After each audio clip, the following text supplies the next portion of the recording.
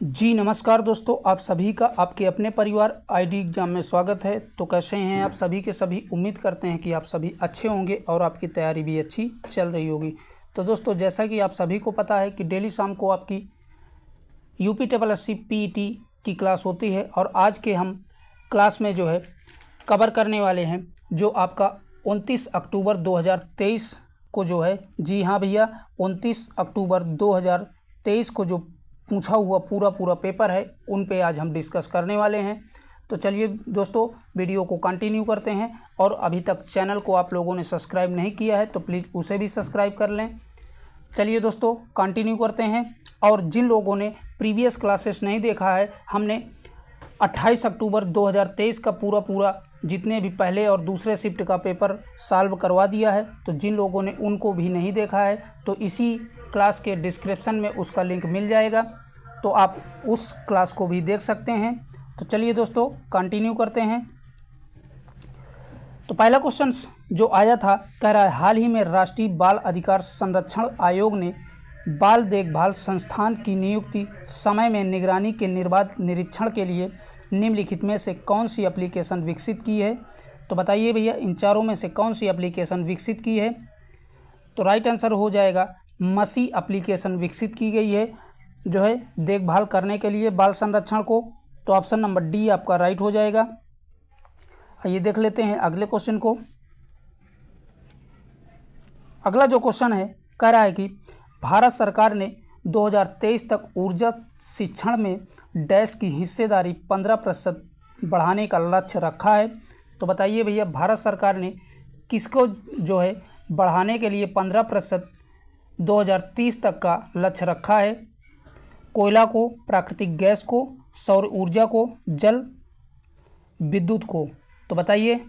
तो right answer बनेगा option number B आपका करेक्ट हो जाएगा। प्राकृतिक गैस को जो है 15% बढ़ाने का 2023 तक जो है लक्ष्य रखा गया है। तो ऑप्शन नंबर बी आपका करेक्ट हो जाएगा। आइए देख लेते हैं अगले क्वेश्चन को। अगला जो क्वेश्चन है, कह रहा है कि गुइलेन बैरी सिंड्रोम के मामले में वृद्धि के कारण निम्नलिखित में से किस देश ने राष्ट्रीय आपातकाल की घोषणा की है। जिम्बाब्वे में, इजराइल ने, म्यांमार में या पेरू ने। तो इन सभी में आपका राइट आंसर हो जाएगा जुलाई 2023 में गुइलेन बैरी सिंड्रोम के मामले में वृद्धि के कारण पेरू ने जो है राष्ट्रीय आपातकाल की घोषणा की है। तो ऑप्शन नंबर डी आपका करेक्ट हो जाएगा। ठीक है दोस्तों, याद रखिएगा। आइए देख लेते हैं अगले क्वेश्चन को। अगला जो क्वेश्चन है, कह रहा है कि निम्नलिखित में से किसने हाल ही में भारत में प्रशिक्षुता पारिस्थितिक तंत्र को मजबूत करने के लिए NAPS में DBT लॉन्च किया है। तो बताइए भैया, किसके द्वारा इसको लॉन्च किया गया है। श्री रमेश पोखरियाल के द्वारा, श्री धर्मेंद्र प्रधान के द्वारा, श्री पीयूष गोयल के द्वारा या इनमें से कोई नहीं। तो इन सभी में आपका राइट आंसर बनेगा श्री धर्मेंद्र प्रधान द्वारा जो है इसको लॉन्च किया गया है। तो ऑप्शन नंबर आपका बी करेक्ट हो जाएगा। आइए देख लेते हैं अगले क्वेश्चन को। अगला जो क्वेश्चन है, कह रहा है कि भारत के निम्नलिखित में से किस रेलवे स्टेशन को यूनेस्को का एशिया पैसिफिक सांस्कृतिक विरासत पुरस्कार मिला है। तो बताइए भैया, कौन से रेलवे स्टेशन को यूनेस्को का एशिया पैसिफिक सांस्कृतिक विरासत पुरस्कार मिला है। Kacheguda railway station Telangana, Howrah railway station Paschim Bangal, Byculla railway station Maharashtra और लास्ट कह रहा है गुप्तकल रेलवे स्टेशन आंध्र प्रदेश। तो इन सभी में आपका राइट आंसर बनेगा option number C, Byculla railway station Maharashtra को जो है ये पुरस्कार मिला है। तो ऑप्शन नंबर सी आपका करेक्ट हो जाएगा। ठीक है, आइए देखते हैं अगले क्वेश्चन को। अगला जो क्वेश्चन है, कह रहा है कि हाल ही में निम्नलिखित में से किस देश ने घोस्ट शार्क नामक एक स्वायत्त रोबोटिक अंडरशिप वारफेयर वाहन को डिजाइन और निर्माण किया है। न्यूजीलैंड ने, भारत ने, जर्मनी ने, ऑस्ट्रेलिया ने। बताइए भैया, इन सभी में आपका राइट आंसर कौन सा बनेगा। तो इन सभी में आपका राइट आंसर बनेगा ऑस्ट्रेलिया के द्वारा जो है इसका निर्माण किया गया है। ठीक है दोस्तों, तो ऑप्शन नंबर डी आपका करेक्ट हो जाएगा। चलिए बढ़ते हैं अगले क्वेश्चन की ओर। अगला जो क्वेश्चन कह रहा है, संयुक्त राज्य अमेरिका के निम्नलिखित में से किस राज्य ने अक्टूबर महीने को हिंदू विरासत माह घोषित किया है? तो बताइए भैया, संयुक्त राज्य अमेरिका के द्वारा जो है किस राज्य में अक्टूबर महीने को हिंदू विरासत माह घोषित किया गया है? ओहायो, फ्लोरिडा, सैन फ्रांसिस्को या जॉर्जिया? तो इन सभी में आपका राइट आंसर बनेगा अगस्त 2023 में संयुक्त राज्य अमेरिका के राज्य जॉर्जिया को गवर्नर ब्राउन कैंप के द्वारा जो है अक्टूबर माह को हिंदू विरासत माह घोषित किया गया है। तो option number D Georgia correct हो जाएगा। ठीक है दोस्तों, और किसके द्वारा दोस्तों? ब्रायन कैंप के द्वारा जो है इसको घोषित किया गया था, तो याद रखिएगा। ठीक है, कभी कभी इसका नाम भी पूछ लेगा। चलिए बढ़ते हैं अगले क्वेश्चन की ओर। अगला जो क्वेश्चन है कह रहा है कि हाल ही में नागरिक उड्डयन मंत्री श्री ज्योतिष आदित्य सिंधिया ने उत्केला हवाई अड्डे का उद्घाटन किया है, जो भारत के निम्नलिखित में से किस राज्य में उड़ान योजना के तहत एक क्षेत्रीय हवाई अड्डा है? तो बताइए भैया, उड़ान योजना के तहत कौन सा हवाई अड्डा एक क्षेत्रीय हवाई अड्डा के रूप में जाना जाता है? उड़ीसा, छत्तीसगढ़, मणिपुर या पश्चिम बंगाल? तो इन सभी में आपका राइट आंसर बनेगा ऑप्शन नंबर ए, उड़ीसा को जो है उड़ान योजना के तहत एक क्षेत्रीय हवाई अड्डा माना जाता है। तो ऑप्शन नंबर ए आपका करेक्ट हो जाएगा। आइए बढ़ते हैं अगले क्वेश्चन की ओर। अगला जो क्वेश्चन है कह रहा है कि सह्याद्री पर्वत श्रृंखला में स्थित लोकप्रिय पहाड़ी किले का नाम बताएं जिसे दी ईगल्स नेस्ट के नाम से जाना जाता है। तो बताइए भैया, किसको जो है दी ईगल्स नेस्ट के नाम से जाना जाता है? रंगाना किला, कासा किला, शिवनेरी किला या तोरणा किला? तो इन सभी में आपका राइट आंसर बनेगा ऑप्शन नंबर डी, तोरणा किला जो है यही इसका सही जवाब हो जाएगा। और बता दें, यह किला महाराष्ट्र के पुणे ज़िले में स्थित है। ठीक है, ये भी याद रखिएगा। कहाँ पर भैया? महाराष्ट्र के पुणे ज़िले में ये किला स्थित है। आइए देख लेते हैं अगले क्वेश्चन को। अगला जो क्वेश्चन है कह रहा है कि घोड़े की नाल के आकार की पातालकोट घाटी का रमणीय दृश्य प्रदान करने वाला तामिया हिल स्टेशन भारत के निम्नलिखित में से किस राज्य में स्थित है? तो बताइए भैया, तामिया हिल स्टेशन भारत के किस राज्य में स्थित है? गोवा में, पांडुचेरी में, सिक्किम में या मध्य प्रदेश में? तो इन सभी में आपका राइट आंसर हो जाएगा ऑप्शन नंबर डी करेक्ट हो जाएगा, मध्य प्रदेश में स्थित है। ठीक है दोस्तों, और बता दें यह मध्य प्रदेश के छिंदवाड़ा ज़िले में स्थित है। कहाँ पर भैया? मध्य प्रदेश के छिंदवाड़ा ज़िले में स्थित है, तो याद रखिएगा। चलिए बढ़ते हैं अगले क्वेश्चन की ओर। अगला क्वेश्चन है, निम्न में से कौन सा दिन हर साल अंतर्राष्ट्रीय प्राकृतिक आपदा जोखिम न्यूनीकरण दिवस के रूप में मनाया जाता है? तो बताइए भैया, अंतर्राष्ट्रीय प्राकृतिक आपदा जोखिम न्यूनीकरण दिवस के रूप में किस दिन मनाया जाता है? 31 अक्टूबर, 11 जुलाई, 13 अक्टूबर या 13 अगस्त? तो इन सभी में आपका राइट आंसर बनेगा ऑप्शन नंबर सी, 13 अक्टूबर को मनाया जाता है प्राकृतिक आपदा जोखिम न्यूनीकरण दिवस। तो आपका राइट आंसर बनेगा ऑप्शन नंबर सी, 13 अक्टूबर। ठीक है, आइए देख लेते हैं अगले क्वेश्चन को। अगला जो क्वेश्चन है कह रहा है, निम्नलिखित देशों को उनकी राजधानियों से सम्मिलित करो। तो आपका एक तरफ देश दिया है और एक तरफ उनकी राजधानी दी हुई है। तो बताइए भैया, किसकी राजधानी कौन सी है? तो पहला कह रहा है जाम्बिया, तो जाम्बिया का संबंध जो है लुसाका से हो जाएगा, तो इसका पहले का तीसरे से हो जाएगा। ठीक है, पहले वाले का तीसरे से। और दूसरा कह रहा है क्यूबा, तो क्यूबा की राजधानी हवाना होती है, आप सभी को पता ही होगा। और तीसरा कह रहा है रांडवा, तो रांडवा की जो है राजधानी किगाली होती है। ठीक है, तीसरे का डी से। और लास्ट कह रहा है बहरीन, तो बहरीन की राजधानी जो है मनामा होती है। ठीक है, तो इस प्रकार से इसका मिलान हो जाएगा। ठीक है दोस्तों, आइए देख लेते हैं अगले क्वेश्चन को। अगला जो क्वेश्चन है कह रहा है कि राजनीति के तत्व जिसमें कौटिल्य के अर्थशास्त्र का प्रारंभिक मूल पाठ शामिल है निम्नलिखित में से किसके द्वारा लिखा गया है? कामंदक के द्वारा, श्रीहर्ष के द्वारा, वीरसेन के द्वारा या इनमें से कोई नहीं। तो इन सभी में आपका राइट आंसर हो जाएगा कामंदक के द्वारा ये जो है लिखा गया है। ठीक है, तो ऑप्शन नंबर ए आपका करेक्ट हो जाएगा। और बता दें यह ग्रंथ जो है संस्कृत भाषा में लिखा गया था जिसमें जो है कौटिल्य के अर्थशास्त्र का प्रारंभिक मूल पाठ शामिल है। ठीक है दोस्तों, अगला जो क्वेश्चन है कह रहा है कि तेंजिंग नोर्गे राष्ट्रीय साहित्य पुरस्कार भूमि, समुद्र और जलवायु का साहित्यकार के क्षेत्र में उत्कृष्ट उपलब्धियों के लिए सर्वोच्च राष्ट्रीय सम्मान है। यह पुरस्कार के लिए नगद राशि कितनी है? तो बताइए भैया, इस पुरस्कार के लिए नगद राशि कितनी होती है? 5 लाख, 15 लाख, 10 लाख, 20 लाख। तो इन सभी में आपका राइट आंसर हो जाएगा 15 लाख रुपए जो है इस पुरस्कार में नगद राशि होती है। तो ऑप्शन नंबर बी आपका करेक्ट हो जाएगा। ठीक है दोस्तों, चलिए देख लेते हैं नेक्स्ट क्वेश्चन को।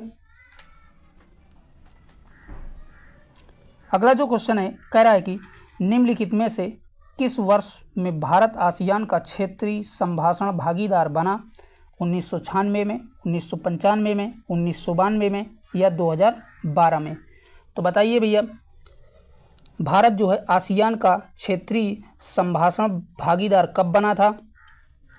तो राइट आंसर हो जाएगा ऑप्शन नंबर सी करेक्ट हो जाएगा। 1992 में जो है भारत आसियान का भागीदार बना था। और बात करें जो है आसियान की, तो आसियान की स्थापना 8 अगस्त 1967 में की गई थी। कब भैया? 8 अगस्त 1967 में इसकी आसियान की स्थापना की गई थी। और इसका जो है मुख्यालय जो है जकार्ता इंडोनेशिया में स्थित है। तो साथ में ये भी याद रखिएगा।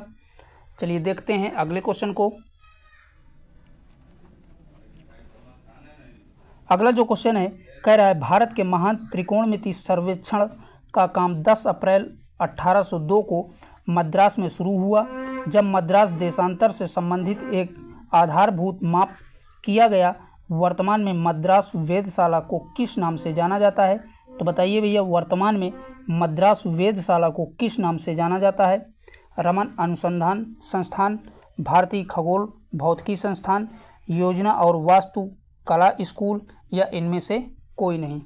तो बताइए भैया, इन सभी में आपका राइट आंसर कौन सा बनेगा? तो इन सभी में आपका राइट आंसर हो जाएगा भारतीय खगोल भौतिकी संस्थान के नाम से जो है मद्रास वेधशाला को जाना जाता है। तो ऑप्शन नंबर बी आपका करेक्ट हो जाएगा। ठीक है दोस्तों, आइए देखते हैं अगले क्वेश्चन को। अगला जो क्वेश्चन है कह रहा है कि झोटी चीता और मुर्जा फर्श और दीवारों पर सुंदर पैटर्न बनाने की सफ़ेद कला है। यह भारत के निम्नलिखित में से किस राज्य की कला है? तो बताइए भैया, यह भारत के किस राज्य की कला है? उड़ीसा की, त्रिपुरा की, मेघालय की या असम की? तो इन सभी में आपका राइट आंसर हो जाएगा यह कला जो है उड़ीसा राज्य की है। तो ऑप्शन नंबर ए आपका करेक्ट हो जाएगा। आइए देख लेते हैं नेक्स्ट क्वेश्चन को।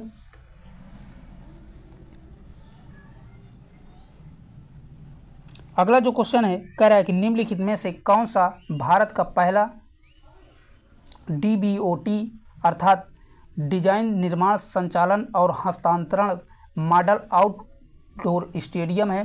तो बताइए भैया, डिजाइन, निर्माण, संचालन और हस्तांतरण जो है मॉडल आउटडोर स्टेडियम कौन सा है?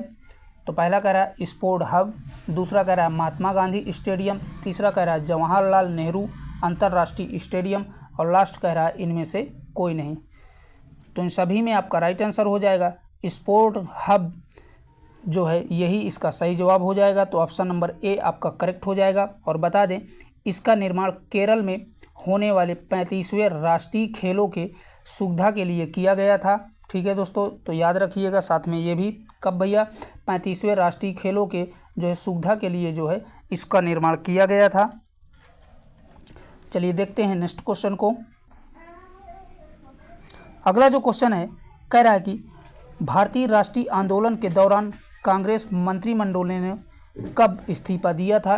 तो बताइए भैया, भारतीय राष्ट्रीय आंदोलन के दौरान कांग्रेस मंत्रिमंडलों ने कब जो है इस्तीफा दिया था? 1940 में, 1939 में, 1938 में या 1941 में? तो इन सभी में आपका राइट आंसर बनेगा 1939 में जो है मंत्रिमंडलों का इस्तीफा दिया गया था कांग्रेस के, तो ऑप्शन नंबर बी आपका करेक्ट हो जाएगा। ठीक है दोस्तों, चलिए बढ़ते हैं अगले क्वेश्चन की ओर। अगला जो क्वेश्चन है कह रहा है कि निम्नलिखित में से कौन सी हर्षवर्धन की पहली राजधानी थी? मोस्ट इंपॉर्टेंट क्वेश्चन है दोस्तों, आगे भी पूछा जा सकता है। तो बताइए भैया, हर्षवर्धन की पहली राजधानी कौन थी? वैशाली थी, थानेश्वर थी, पाटलिपुत्र थी या मगध थी? तो इन सभी में आपका राइट आंसर बनेगा ऑप्शन नंबर बी करेक्ट हो जाएगा। पहली राजधानी हर्षवर्धन की थानेश्वर थी, ऑप्शन नंबर बी करेक्ट हो जाएगा।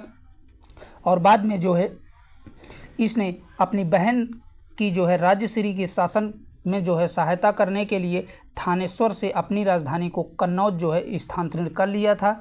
ठीक है, तो ये भी पूछ सकता है कि हर्षवर्धन की दूसरी राजधानी कौन सी थी? तो कन्नौज थी। ठीक है, और पहली जो है थानेश्वर थी। तो दोनों के दोनों याद रखिएगा। चलिए बढ़ते हैं अगले क्वेश्चन की ओर। अगला जो क्वेश्चन है कहा जा रहा है, माना जाता है कि गौतम बुद्ध ने अंतिम अनुभूति के लिए बोध गया जाने से पहले 6 साल तक निम्नलिखित में से किस स्थान पर पवित्रता पूर्वक ध्यान किया था?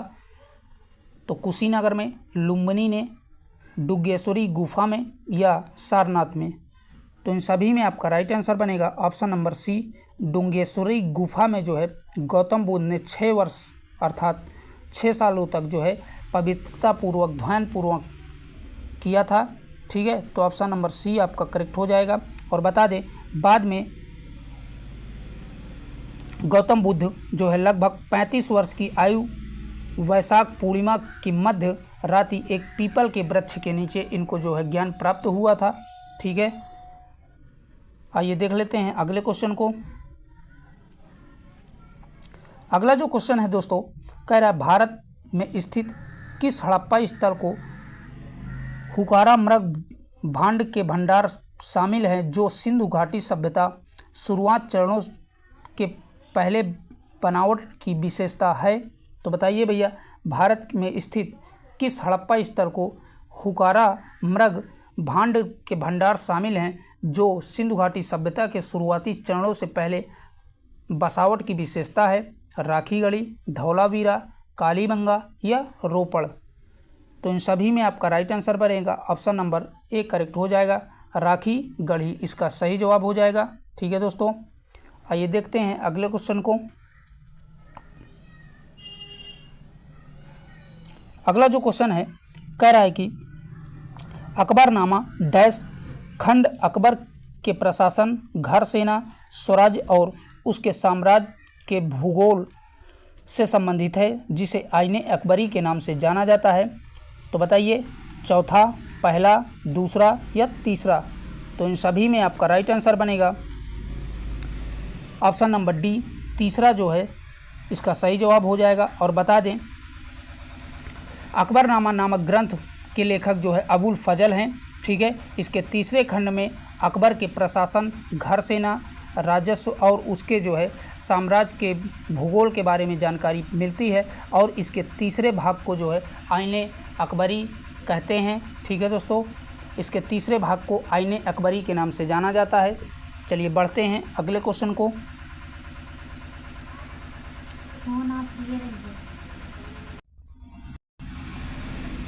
अगला जो क्वेश्चन है कह रहा है कि 1851 में गवर्नर जनरल लॉर्ड डलहौजी ने निम्नलिखित में से किस राज्य का वर्णन एक चेरी जो एक दिन हमारे मुंह में गिरेगी के रूप में किया है? तो बताइए भैया, इनमें से कौन सा राइट आंसर बनेगा? झांसी, सतारा, अवध, कन्नौज? ये जो है लॉर्ड डलहौजी के द्वारा किसके लिए कहा गया था? तो ये जो है अवध के लिए लॉर्ड डलहौजी द्वारा कहा गया था। ठीक है, तो ऑप्शन नंबर सी आपका करेक्ट हो जाएगा। अवध के लिए जो है लॉर्ड डलहौजी ने कहा था कि एक चेरी जो एक दिन हमारे मुंह में गिरेगी कहा था। आइए देख लेते हैं अगले क्वेश्चन को। अगला जो क्वेश्चन है कह रहा है कि निम्नलिखित में से कौन सी नदी ऐतिहासिक रूप से कर्नाटक के दक्षिण के बटवाल नदी के रूप में जानी जाती है? तो बताइए भैया, कौन सी नदी बटवाल नदी के रूप में जानी जाती है? नेत्रावती नदी, गोमती नदी, तुम्बी नदी या कालिंदी नदी? तो इन सभी में आपका राइट आंसर बनेगा नेत्रावती नदी जो है बटवाल नदी के नाम से जानी जाती है। तो ऑप्शन नंबर ए आपका करेक्ट हो जाएगा। ठीक है दोस्तों, और बता दें इस नदी का उद्गम जो है पश्चिम घाट के पहाड़ियों से होता है तथा यह पश्चिम की ओर बहते हुए अरब सागर में गिरती है। ठीक है, चलिए बढ़ते हैं अगले क्वेश्चन की ओर। क्वेश्चन जो कह रहा है सुभाष चंद्र बोस ने 1944 में मोइरांग में INA ध्वज फहराया था, अब वह जो है निम्नलिखित में से किस राज्य में स्थित है? तो बताइए भैया, जहां पर सुभाष चंद्र बोस ने मोइरांग में INA ध्वज फहराया था, अब वह किस राज्य में स्थित है? मिजोरम में, कर्नाटक में, सिक्किम में या मणिपुर में? तो राइट आंसर बनेगा ऑप्शन नंबर डी करेक्ट हो जाएगा। ये जो है इस समय वर्तमान में मणिपुर में स्थित है। तो ऑप्शन नंबर डी आपका करेक्ट हो जाएगा। ठीक है दोस्तों, आप सभी लोग एक बार वीडियो को शेयर कर दीजिए। चलिए देख लेते हैं अगले क्वेश्चन को। क्वेश्चन कह रहा है कुछ स्थानों पर भूजल जल स्तर के नीचे कठोर चट्टानों की परतों के बीच जमा होता है, इसे किस नाम से जाना जाता है? तो बताइए भैया, जो कठोर चट्टानों के नीचे जल जमा होता है उसे किस नाम से जाना जाता है? रिहा हुआ जल, गर्म झरना, जल भृंग और सामान्य जल? तो इन सभी में आपका राइट आंसर बनेगा जल भृत के नाम से जाना जाता है। तो ऑप्शन नंबर सी आपका करेक्ट हो जाएगा। ठीक है, आइए देखते हैं अगले क्वेश्चन को। अगला जो क्वेश्चन है कह रहा है कि भारतीय राष्ट्रीय कांग्रेस और अखिल भारतीय मुस्लिम लीग ने प्रसिद्ध डैश के माध्यम से अंग्रेजों के खिलाफ भारत के संघर्ष के लिए एक साथ आने का फैसला किया था। तो कब किया था? लखनऊ पैक्ट 1916 में, गांधी इरविन पैक्ट 1931 में, भारत सरकार अधिनियम 1935 में या भारत में प्रवेश अध्यादेश 1914 में? तो इन सभी में आपका राइट आंसर बनेगा ऑप्शन नंबर ए करेक्ट हो जाएगा। लखनऊ पैक्ट 1916 में जो है राष्ट्रीय कांग्रेस और अखिल भारतीय मुस्लिम लीग दोनों जो है एक साथ आने का जो है फैसला लिया था। तो ऑप्शन नंबर ए आपका करेक्ट हो जाएगा। ठीक है, लखनऊ पैक्ट 1916। आइए देख लेते हैं अगले क्वेश्चन को। अगला जो क्वेश्चन है कह रहा है कि भारतीय मुसलमान चाहते थे कि वे खलीफा को तत्कालीन तुर्की साम्राज्य में मुस्लिम पवित्र स्थानों पर नियंत्रण बनाए रखने की अनुभूति दी जाए। इस साम्राज्य को निम्नलिखित में से किस नाम से जाना जाता है? तो बताइए इस साम्राज्य को इन चारों में से आपका राइट आंसर कौन सा हो जाएगा? तो इन सभी में आपका राइट आंसर बनेगा ओटोमन, यही इसका सही जवाब हो जाएगा, ऑप्शन नंबर सी। ठीक है, अगला जो क्वेश्चन है कह रहा है कि 1942 में विंस्टन चर्चिल द्वारा गांधी जी और कांग्रेस के साथ समझौता करने का प्रयास करने के लिए किसे भारत भेजा गया था? तो बताइए भैया, विंस्टन चर्चिल और गांधी जी और कांग्रेस के साथ जो है समझौता करने के लिए किसको भारत भेजा गया था? सर स्टैनफोर्ड क्रिप्स को, लॉर्ड डलहौजी को, लॉर्ड रिपन को या इनमें से कोई नहीं? तो इन सभी में आपका राइट आंसर बनेगा सर स्टैनफोर्ड क्रिप्स को जो है भारत भेजा गया था। ऑप्शन नंबर ए आपका करेक्ट हो जाएगा समझौता करने के लिए। चलिए बढ़ते हैं अगले क्वेश्चन की ओर। अगला जो क्वेश्चन है कह रहा है मिलम ग्लेशियर भारत के निम्नलिखित में से किस राज्य या केंद्र शासित प्रदेश में स्थित है? पांडुचेरी में, लद्दाख में, हिमाचल प्रदेश में या उत्तराखंड में?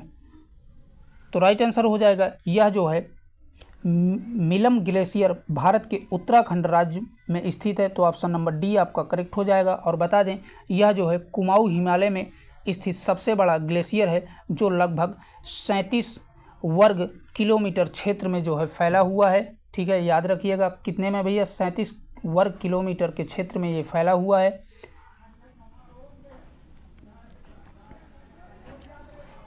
अगला है निम्नलिखित में से कौन सी संस्था भारत के समय संरक्षक है, अर्थात यह भारत के समय प्रणाली की निगरानी करती है? तो बताइए भारत के समय प्रणाली की निगरानी कौन करती है? इसरो, फिजिकल रिसर्च लेबोरेटरी, तीसरा कह रहा है इंडियन नेशनल साइंस एकेडमी, और लास्ट कह रहा है नेशनल फिजिकल लेबोरेटरी। तो इन सभी में आपका राइट आंसर बनेगा ऑप्शन नंबर डी करेक्ट हो जाएगा। नेशनल फिजिकल लेबोरेटरी यही इसका सही जवाब हो जाएगा। ठीक है दोस्तों, चलिए बढ़ते हैं अगले क्वेश्चन की ओर। अगला जो क्वेश्चन कह रहा है हरित क्रांति के संदर्भ में HYV बीज क्या है जिन्हें चमत्कारी बीज भी कहा जाता है? तो बताइए भैया, चमत्कारी बीज के नाम से किसे जाना जाता है? संकर उपज किस्म को, हेट्रो उपज भिन्नता को, हेमो उपज किस्म को, या उच्च उपज किस्म को? तो इन सभी में आपका राइट आंसर बनेगा उच्च उपज वाली किस्म, यही जो है राइट आंसर हो जाएगा, और इन्हीं को जो है चमत्कारी बीज के नाम से जाना जाता है। ठीक है, आइए देख लेते हैं अगले क्वेश्चन को। अगला जो क्वेश्चन है, भारत का थार मरुस्थल विश्व का सबसे घना आबादी वाला मरुस्थल जिसका जनसंख्या घनत्व कितना है? तो बताइए भैया, थार के मरुस्थल का जो है जनसंख्या घनत्व कितना है? 70 व्यक्ति वर्ग किलोमीटर, 75 व्यक्ति प्रति वर्ग किलोमीटर, 83 व्यक्ति प्रति वर्ग किलोमीटर, या 45 व्यक्ति प्रति वर्ग किलोमीटर? तो इन सभी में आपका राइट आंसर बनेगा ऑप्शन नंबर सी करेक्ट हो जाएगा। 83 व्यक्ति प्रति वर्ग किलोमीटर में जो है इसका जनसंख्या घनत्व है, तो ऑप्शन नंबर सी आपका करेक्ट हो जाएगा। ठीक है दोस्तों, चलिए बढ़ते हैं अगले क्वेश्चन की ओर। अगला जो क्वेश्चन है कह रहा है 1 दिसंबर 2022 से सभी GST मुनाफाखोरी रोधी शिकायतों का निपटारा किस संगठन द्वारा किया जाता है? तो बताइए भैया, GST मुनाफाखोरी रोधी शिकायतों का निपटारा करने के लिए किस संगठन द्वारा किया जाता है? तो कह रहा है राष्ट्रीय उपभोक्ता विवाद निवारण आयोग द्वारा, भारतीय रिजर्व बैंक द्वारा, भारतीय प्रतिस्पर्धा आयोग द्वारा, या भारत सरकार आयकर विभाग द्वारा? तो इन सभी में आपका राइट आंसर बनेगा ऑप्शन नंबर सी, भारतीय प्रतिस्पर्धा आयोग के द्वारा जो है इसकी देखरेख की जाती है। ठीक है, तो ऑप्शन नंबर सी आपका करेक्ट हो जाएगा। आइए देख लेते हैं नेक्स्ट क्वेश्चन को। अगला जो क्वेश्चन है कह रहा है कि किस अनुच्छेद के तहत आपातकाल के दौरान मौलिक अधिकारों को भी निलंबित किया जा सकता है? तो बताइए भैया, किस अनुच्छेद के तहत जो है आपातकाल के दौरान मौलिक अधिकारों को भी जो है निलंबित किया जा सकता है? अनुच्छेद 344, अनुच्छेद 359, अनुच्छेद 345, या अनुच्छेद 356? तो इन सभी में आपका राइट आंसर बनेगा ऑप्शन नंबर बी, अनुच्छेद 300 जो है 59 के तहत जो है इसको निलंबित किया जा सकता है। तो ऑप्शन नंबर बी आपका करेक्ट हो जाएगा। ठीक है, चलिए देख लेते हैं अगले क्वेश्चन की ओर। अगला जो क्वेश्चन है कह रहा है कि 13 दिसंबर 1946 को संविधान सभा के उद्देश्य प्रस्ताव किसके द्वारा पारित किया गया है? तो आप सभी को पता होगा कि संविधान सभा का उद्देश्य प्रस्ताव किसके द्वारा पारित किया गया था, कमेंट बॉक्स में बताइए भैया फटाफट। तो राइट आंसर हो जाएगा जवाहरलाल नेहरू के द्वारा जो है पेश किया गया था। तो ऑप्शन नंबर ए आपका करेक्ट हो जाएगा। ठीक है दोस्तों,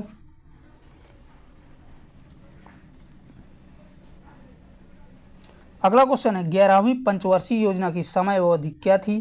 तो बताइए भैया, 11वीं पंचवर्षीय योजना की समय अवधि क्या थी? तो इन सभी में आपका राइट आंसर बनेगा 11वीं पंचवर्षीय योजना की समय अवधि 2007 से लेकर के 2012 तक थी। तो ऑप्शन नंबर बी आपका करेक्ट हो जाएगा। ठीक है दोस्तों, चलिए बढ़ते हैं अगले क्वेश्चन की ओर।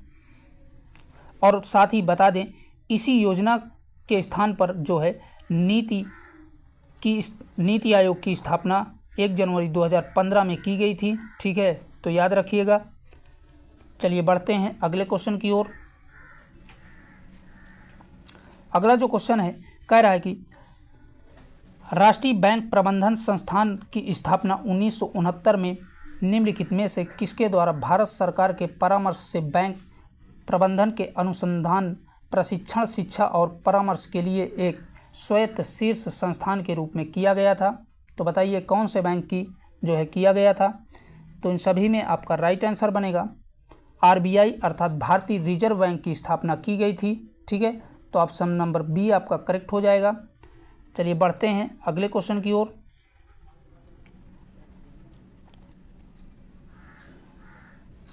अगला जो क्वेश्चन है कह रहा है कि भारतीय संविधान का कौन सा अनुच्छेद मुख्यमंत्री के कर्तव्यों को परिभाषित करता है। अनुच्छेद 162, अनुच्छेद 165, अनुच्छेद 162 या अनुच्छेद 167। तो इन सभी में आपका राइट आंसर हो जाएगा ऑप्शन नंबर डी करेक्ट हो जाएगा। अनुच्छेद 167 इसका सही जवाब हो जाएगा। ठीक है दोस्तों, अनुच्छेद 162 दो बार हो गया है। ठीक है, वो टाइपिंग में थोड़ा से मिस्टेक हो गई है टाइपिस्ट से, तो इसका सही जवाब हो जाएगा ऑप्शन नंबर डी करेक्ट हो जाएगा, अनुच्छेद 167। आइए देख लेते हैं अगले क्वेश्चन को। अगला जो क्वेश्चन है कह रहा है कि निम्नलिखित में से कौन सा 1991 में नई आर्थिक नीति के तहत संरचनात्मक समायोजन कार्यक्रमों का हिस्सा नहीं था। तो बताइए इनमें से राइट आंसर कौन सा बनेगा। राजकोषीय सुधार, औद्योगिक सुधार, भुगतान संतुलन का समायोजन या कर सुधार। इन सभी में आपका राइट आंसर बनेगा ऑप्शन नंबर सी करेक्ट हो जाएगा, भुगतान संतुलन का समायोजन, यही इसका सही जवाब हो जाएगा। ठीक है दोस्तों, चलिए देखते हैं नेक्स्ट क्वेश्चन को।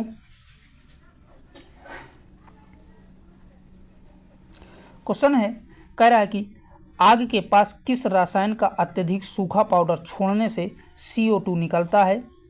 तो ऑप्शंस कह रहा है पोटेशियम फास्फेट, दूसरा कह रहा है मैग्नीशियम ऑक्साइड, तीसरा कह रहा है कैल्शियम कार्बोनेट और लास्ट कह रहा है सोडियम बाइकार्बोनेट। तो बताइए इन सभी में आपका राइट आंसर कौन सा बनेगा। तो इन सभी में आपका राइट आंसर हो जाएगा option number D sodium bicarbonate, यही इसका सही जवाब हो जाएगा। ठीक है दोस्तों, और बता दें इसी सोडियम बाइकार्बोनेट को जो है बेकिंग सोडा के नाम से भी जाना जाता है, और इसके अगर फार्मूले की बात करें तो इसका फार्मूला NaHCO3 होता है। ठीक है, तो याद रखिएगा इसका फार्मूला अगर पूछता है तो NaHCO3 होता है और इसे बेकिंग सोडा के नाम से भी जाना जाता है। ठीक है, चलिए देख लेते हैं अगले क्वेश्चन को। अगला जो क्वेश्चन है कह रहा है कि ब्रिटिश प्रधानमंत्री रामसे मैकडोनाल्ड द्वारा बनाया गया सांप्रदायिक पुरस्कार निम्न में से कौन सा परिणाम था। तो बताइए भैया ब्रिटिश प्रधानमंत्री रामसे मैकडोनाल्ड द्वारा कौन सा सांप्रदायिक पुरस्कार जो है बनाया गया था और कब। द्वितीय गोलमेज सम्मेलन में, पुणे समझौता 1932 में, प्रथम गोलमेज सम्मेलन और लास्ट कह रहा है भारत सरकार अधिनियम 1919। तो इन सभी में आपका राइट आंसर हो जाएगा ये जो है पुरस्कार द्वितीय गोलमेज सम्मेलन में जो है के समय पर बनाया गया था। तो ऑप्शन नंबर ए आपका करेक्ट हो जाएगा। और बता दें कि द्वितीय गोलमेज सम्मेलन में विभिन्न सांप्रदायिक और दलित वर्गों के लिए पृथक निर्वाचन मंडल के विषय पर कोई भी सहमति नहीं थी, इसीलिए जो है ब्रिटिश प्रधानमंत्री रामसे मैकडोनाल्ड ने 16 अगस्त जो है 1932 में, कब भैया 16 अगस्त 1932 में जो है अपना जो है अधिनिर्णायक जो है फैसला इसी पर जो है सुनाया था। ठीक है, क्योंकि उस पर जो है सांप्रदायिक और दलित वर्गों के लिए कोई भी विषय की सहमति नहीं थी, इसीलिए जो है इसको ऐसा किया गया था। चलिए बढ़ते हैं अगले क्वेश्चन की ओर। अगला जो क्वेश्चन है कह रहा है कि भोजन का डिब्बों पर जिंक के स्थान पर निम्नलिखित में से किस धातु का लेप लगाया जाता है। सीसा का, मैग्नीशियम का, लोहा का या टिन का। तो इन सभी में आपका राइट आंसर हो जाएगा टिन का लेप लगाया जाता है। तो ऑप्शन नंबर डी आपका करेक्ट हो जाएगा। ठीक है दोस्तों, अगला जो क्वेश्चन है कह रहा है कि लोकतंत्र और विकास के लिए पंचायती राज संस्थानों के पुनरुत्थान पर एक अवधारणा पत्र तैयार करने के लिए किस समिति को नियुक्त किया गया था। तो बताइए भैया किस समिति को नियुक्त किया गया था। शिवरामन समिति को, राजेश पंत विशेषज्ञ समिति को, वाधुल समिति को या LM सिंधवी समिति को। तो इन सभी में आपका राइट आंसर बनेगा option number D LM Sindhvi समिति को जो है नियुक्त किया गया था। तो ऑप्शन नंबर डी आपका करेक्ट हो जाएगा। अगला क्वेश्चन है, कह रहा है कि लैक्टोमीटर निम्नलिखित में से किस सिद्धांत पर कार्य करता है। तो बताइए भैया, लैक्टोमीटर किस सिद्धांत पर कार्य करता है। बर्नौली प्रमेय सिद्धांत पर, जड़त्व के सिद्धांत पर, पास्कल के सिद्धांत पर, और लास्ट कह रहा है आर्मटाइज सिद्धांत पर। तो राइट आंसर बनेगा ऑप्शन नंबर डी करेक्ट हो जाएगा। आर्कटिमीज के सिद्धांत पर जो है लैक्टोमीटर जो है कार्य करता है, तो ऑप्शन नंबर डी आपका करेक्ट हो जाएगा। और बता दें, लैक्टोमीटर द्वारा जो है दूध की शुद्धता मापी जाती है। तो ये भी कई बार कई एग्जामों में पूछा गया है कि लैक्टोमीटर का उपयोग किसके लिए किया जाता है। तो दूध के शुद्धता के लिए किया जाता है। ठीक है, चलिए देख लेते हैं अगले क्वेश्चन को। अगला जो क्वेश्चन है, कह रहा है कि फ्लोरोसेंट ट्यूब और सीएफएल में निम्नलिखित में से किस धातु का वाष्प होता है जो प्राकृतिक में विषैला होता है। तो बताइए भैया, इनमें से कौन सा आपका राइट आंसर बनेगा। पहला कह रहा है एल्युमिनियम, दूसरा कह रहा है पारा, तीसरा कह रहा है टंगस्टन और लास्ट कह रहा है टाइटेनियम। तो इन सभी में आपका राइट आंसर हो जाएगा पारा जो है भरा होता है। तो ऑप्शन नंबर डी आपका करेक्ट हो जाएगा, सॉरी बी आपका करेक्ट हो जाएगा, माफ करिएगा, ऑप्शन नंबर बी करेक्ट हो जाएगा पारा। अगला जो क्वेश्चन है, कह रहा है कि निम्नलिखित में से किस विकल्प में सभी शब्द पर्यायवाची नहीं है। तो इन सभी में जो है आपका ऑप्शन नंबर बी जो है गलत दिया हुआ है। यही में जो है सभी शब्द एक दूसरे के पर्यायवाची नहीं हैं। ठीक है, निषीद, मध्यरात्रि ये तो सही दिए हैं, लेकिन वसर जो है ये आपका दिन का पर्यायवाची होता है। ठीक है, और निषीद और मध्यरात्रि एक दूसरे के पर्यायवाची हैं, जबकि वसर जो है इसका मध्यरात्रि का पर्यायवाची नहीं होता है, ये दिन का पर्यायवाची होता है। तो यही आपका गलत दिया हुआ था, और जितने भी ऑप्शन हैं सभी जो है एक दूसरे के पर्यायवाची हैं। ठीक है, चलिए देख लेते हैं नेक्स्ट क्वेश्चन को। अगला क्वेश्चन है, उर्मिलेश शब्द का संधि विच्छेद चयन कीजिए। तो बताइए भैया, इन सभी में आपका राइट आंसर कौन सा बनेगा। उर्मिलेश शब्द का सही संधि विच्छेद कौन सा है।